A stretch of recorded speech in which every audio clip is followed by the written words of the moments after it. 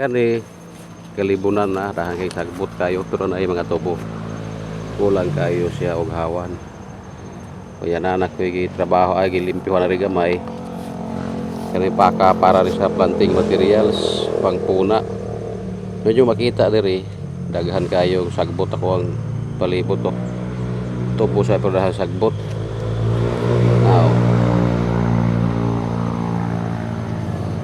Lagay kisag sagbot puro sagbot bungkal. Sa uban nga mga naikatubhan mag-uol sila kung daghang kay sagbot ang ilang tubo kay ang ibot pa sa butana trabahoon gulo dahon meaning galastosan kwarta na pod. Pero sa integrated farming although makayong kang disadvantage kung dahang sagbot, pero sa integrated farming makakuha ka niya advantage kay magamit ni siya ni mga sagbota, iniglimpyo ni mo paguna ka or palimpyo ka, himuon ni mo siyang kumpay sa imong mga hayop nga kanding nakay baka, nakay karabaw. So nakoy gitapok diri nga mga naibot ta pagkumpay na ni sa kuang kanding o kardero. Dahil kining dahon na rin mga paka ako po ikumpay sa kong kardero. So nakahawa na kasi mo ang tanom napakay mapakaon sa imong karne. So bisan to makayong tang disadvantage pero napusla nimo siya ang sagbot, mahimo siya nimong advantage gyapon. Mauna siya sa integrated farming. Tawag ani sagbot bungkal nya sagbot ni sa tubo nagarang tubo gini lami kini siya nga source sa kumpay. So mapusla nagapon siya kini siya mao ni siya gitawag og bungkal diri nga sagbot. Tag-as siya og dahon nya mo tag-as siya halos matupong siya sa tubo. Yung makita kaya mo ang yang kita suon mo tupong siya sa tubo. So dali ra kay ni siyang patyon kung yung makita ang gamot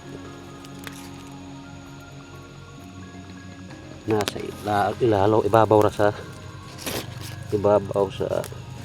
yuta. So dili kay siya lalumog na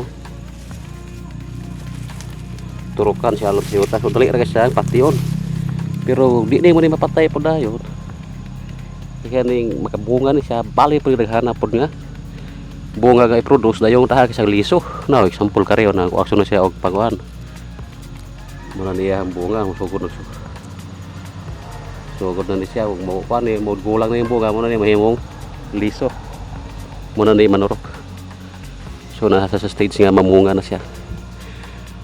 So kung di mo ni siya mapatay mo ni muluok sa imuhang katubahan. Kaya sa uban problema kay ni siya kay dali kini mudaghan. Pero actually dili di siya kayo problema kung maayra ka ni. Kay kani siya no kung makita ninyo lami kay ang dahon. Number one source ni siya sa feeds sa mga kanding, baka o karabaw. So sa integrated farming mao ni ako ang gamiton ni pagkaon sa akong mga kanding. Sayo na kay ibot ko na. Humok pa man siya. Mabalik lagi dayon siya. Once mabalik na siya yung gamot di na siya manurok o kusog. So,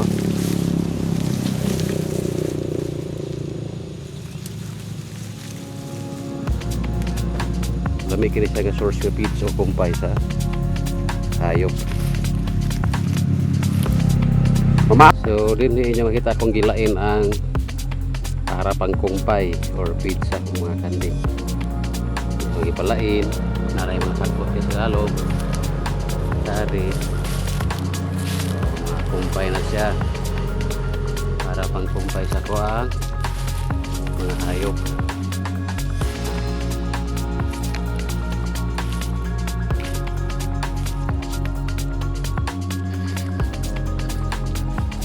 So karing uban na ni kari gamito rin siya para planting materials. Lupa na ko nagipahakot wala dito si babaw. So nakalimpyo na ka. Kuan pagkaon sa imuhang mga hayop na.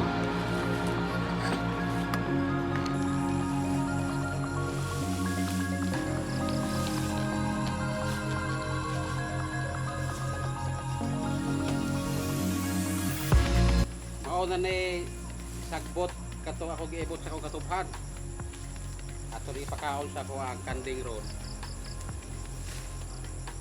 Nga mahimo nilang kumpay. Tapos ang gipiliag mga sagbot, buha na ko ito ba ilisyon para makaon nila.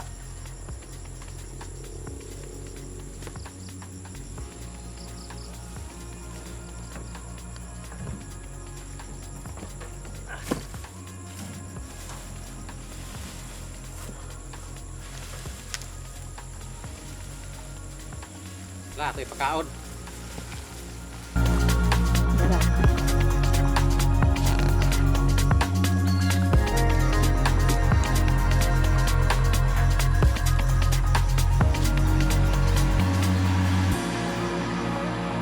Masa di ibang kambing?